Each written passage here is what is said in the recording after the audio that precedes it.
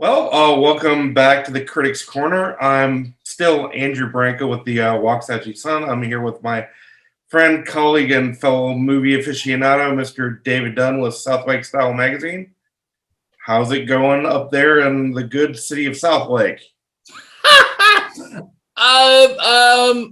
It's going. It's going. Things are happening. It's Wednesday. Tomorrow's gonna be Thursday. Yeah, things are going in the city of Southlake. How's things going in the city of Waxahachie? They're going as well. So Cool. Good things to are know. moving forward here. Good to know. The world keeps spinning. Oh yeah, things happen, things change. That's kind of how it rolls here. So why don't you fill in our listeners with what we're talking about today? What film we selected here?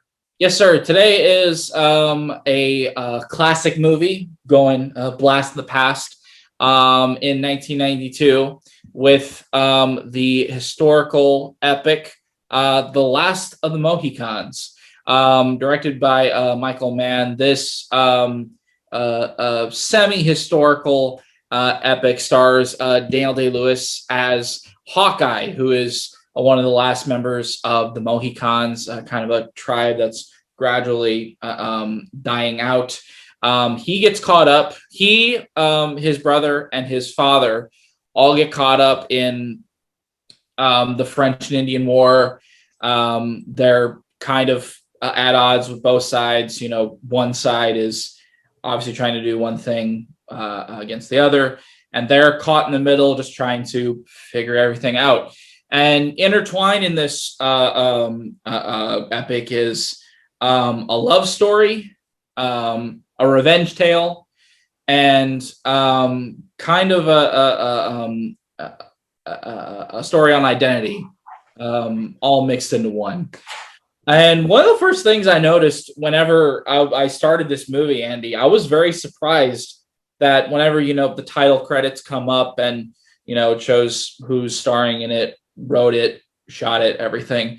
Surprised to find that Michael Mann directed this movie.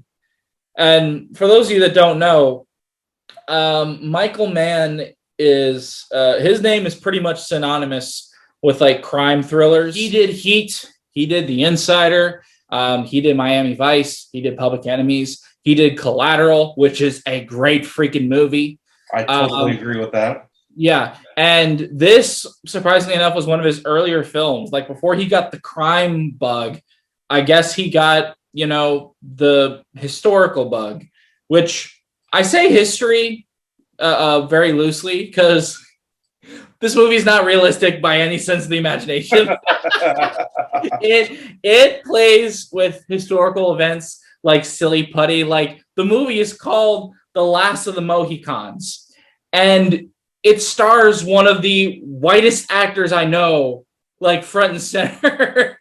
So clearly there's some things the movie plays with liberally, but this is a very well done, dramatic, romantic, and kind of exciting historical drama here. Oh, I would agree. And to be fair, the character that Daniel Day-Lewis plays, Hawkeye, is the adopted white son to this Indian tribe, the Mohicans. So to be fair,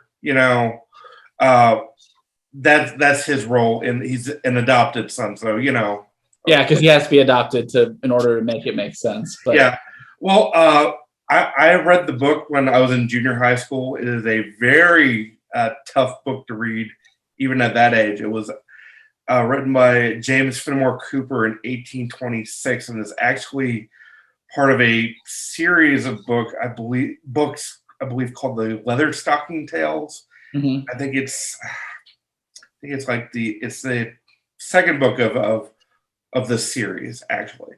And it takes place, like you said, in 1757, and background is the French and Indian War. I think it takes a lot of liberties with the original narrative, but that's Hollywood. They do that with any historical type movie or with any book they get. They use it as a framework of what they really want to portray, so to speak. And for what it is, I think it's an outstanding movie. I think it's great. And if you look at it today, in today's standards, comparing to something like The Patriot, for example, I think that'd be a fair example. I think it holds up very, very well for being over 28, 29 years old. I mean, it's a great film. There's a lot of action in this. There's a well crafted story. I read somewhere that Daniel Day-Lewis, he's a what's known as a method actor. So before filming this movie, Daniel Day-Lewis wanted to go out into the woods and kind of live the life of a Native American, and he kind of did that to a degree. So, I guess props to him on that. I don't know if I'd be that committed to a role. At least he didn't do like a Ben Affleck. Ben Affleck, where he says, "Oh crap, I have to be Henry VIII in 10 minutes." Hello, hello, hello. Nailed it. Oh gosh. I mean, at the very least, at least he didn't climb inside of a horse's stomach like Leonardo DiCaprio did with The Revenant. Like, whether he's given himself some grace in this movie. But yeah. Do you agree? He is a great actor, period. He's a great method actor, period. I think his method acting is a little more obvious with later movies like Lincoln or There Will Be Blood, or even earlier movies like My Left Foot than they are in this movie. But still, he is great in the lead. He is very resolute. He is very confident. He's very humble. He does appropriately embody like the Mohican spirit that his tribe embodies. And I appreciate that he's that committed to a role like that. And you mentioned how this was based on a book, and I agree that the movie does have a very storybook feel to it. I kind of feel like this movie is like one of those old colonial serials I read when I was a kid. Like it feels like it has that traditional, fun, and adventurous kind of energy about it. And I really did enjoy that about the movie. I also thought the drama for the most part was really intact. I mean, regardless of whether Hawkeye was interacting with his love interest, played brilliantly here by Madeline Stowe, is very sincere and genuine. His interactions with the movie's villain, Magua, is very tense and very on edge. The movie just does a really good job like balancing all the relationships in this movie, and really not a wasted performance in here. I know Daniel Day-Lewis is front and center, but all the actors are really believable in their roles.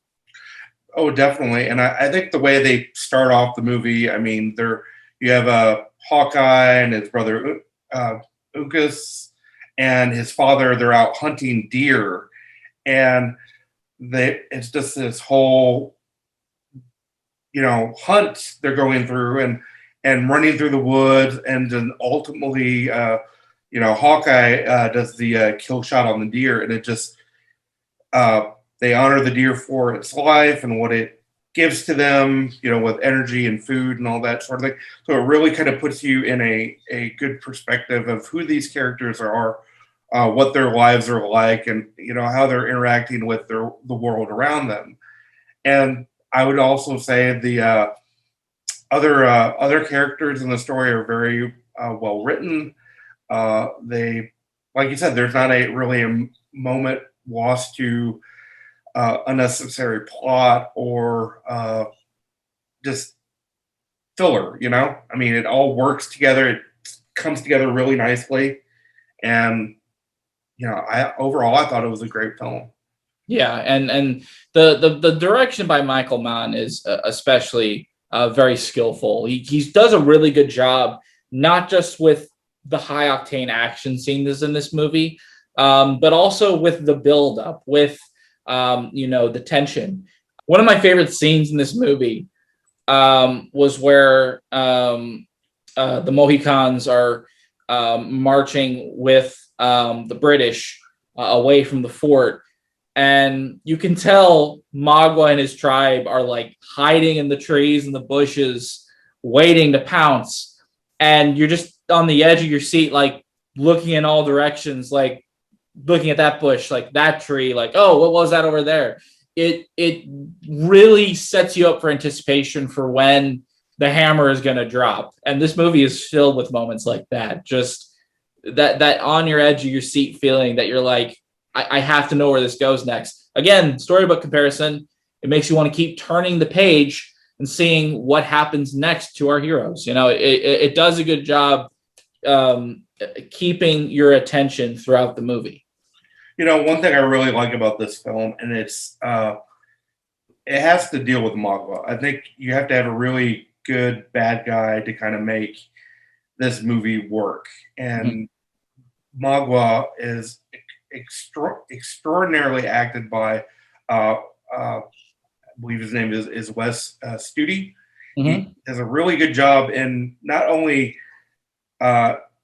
bringing this character to life, but what's cool about it, and it reminds me of like old school Hollywood with guys like Lee Marvin who had characters, they didn't swear at all, but you knew he was just nasty and just embodied just evil and just really terrible type person through body language, through how they delivered a line, through their tone of voice and through their movements, and just by the emotion they said in some of the lines they spoke. And you know, when Mago was talking about how he wanted revenge, essentially, you could see that emotion, that rawness still in him, and that was definitely conveyed throughout the entire movie. And in some parts of the movie, kind of felt for him a little bit there, but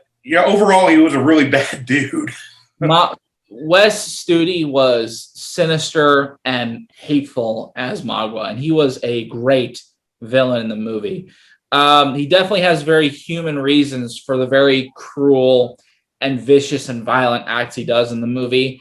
I would have liked to have seen this movie stay a little bit more on there. Like, you didn't get a whole lot of the backstory. You got like little snippets of dialogue, like alluding a little bit to what happened, but it was never like completely laid out for you, obviously. But yeah, Wes Studi was amazing in this movie. I did think it was perplexing who the final fight, like, you know, the final fight, the climax, you know, the big moment you're waiting for in the movie. And in this movie, it's not Hawkeye fighting in the final fight.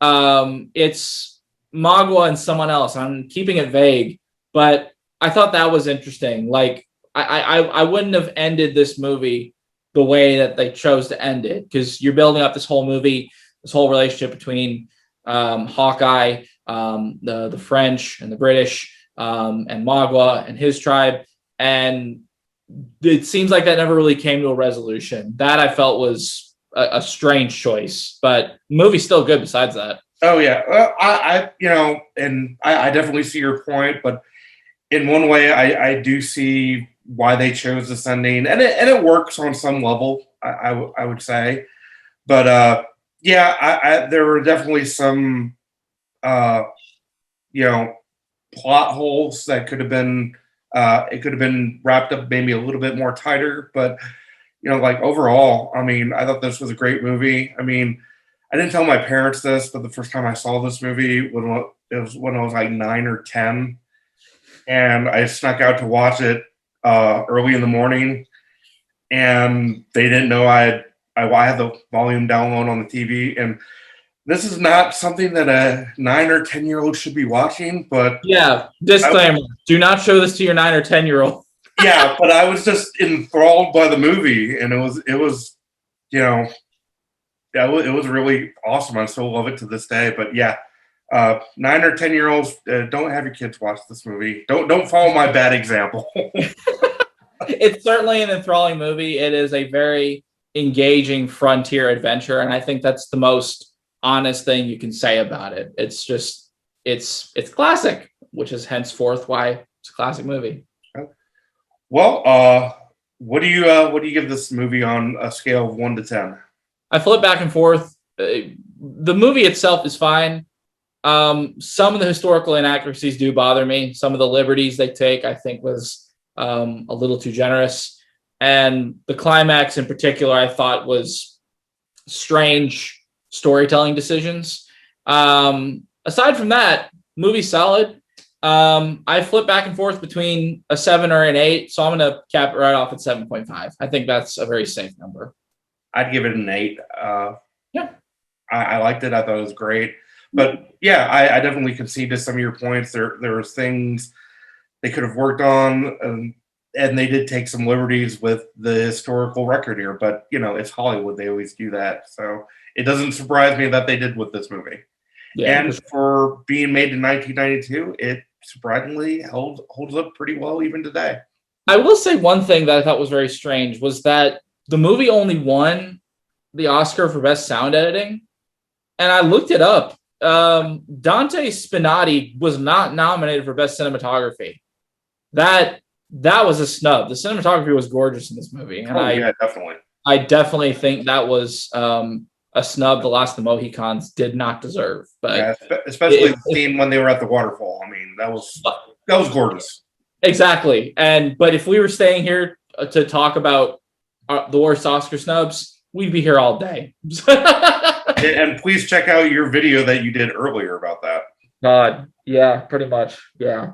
Yep. I stay tuned for the worst Oscar snubs of 2020, because that's gonna be way worse. Oh, I bet. I look forward with anticipation and popcorn waiting for that, man. That should be very entertaining. I'm glad you're looking forward to it. I'm sensing a lot of rage and some chill pills coming along. Okay. A little bit. Tiny bit there. Yeah. Okay, well, that's going to do it for this edition of the Critics Corner. So if you have any thoughts, questions, suggestions, shoot us an email, write us a comment, send us a message on Facebook. So that is going to do it for today. We'll see you back here next week. Y'all have a great rest of your day. Yeah, y'all have a great day.